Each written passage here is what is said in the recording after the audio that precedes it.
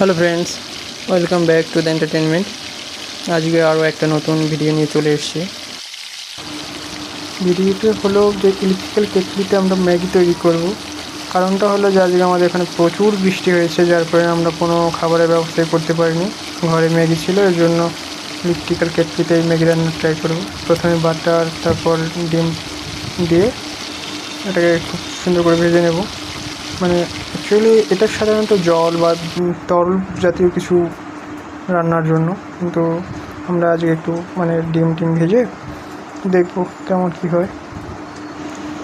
তো এরকমভাবে আস্তে আস্তে অন অফ করে ভেজে নিচ্ছি, কারণ লেগে গিয়ে পুড়ে যায় আর কি। তো আর দেখতেই পাচ্ছ আমাদের এখানে প্রচুর জল হয়েছে আশেপাশে, জল নামতে এখন অনেক টাইম লাগবে।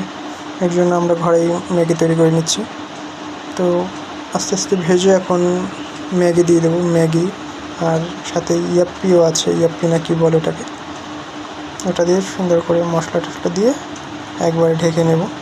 মাত্র 2 মিনিটে তৈরি হয়ে যাবে ম্যাগি। এটাই আমাদের বৃষ্টির দিনের খাবারের একমাত্র সম্বল, যদি ঘরে থাকে, আর না থাকলে তো মুড়ি টুড়ি আছেই। তো এবার জল দিয়ে ঢেকে দেবো।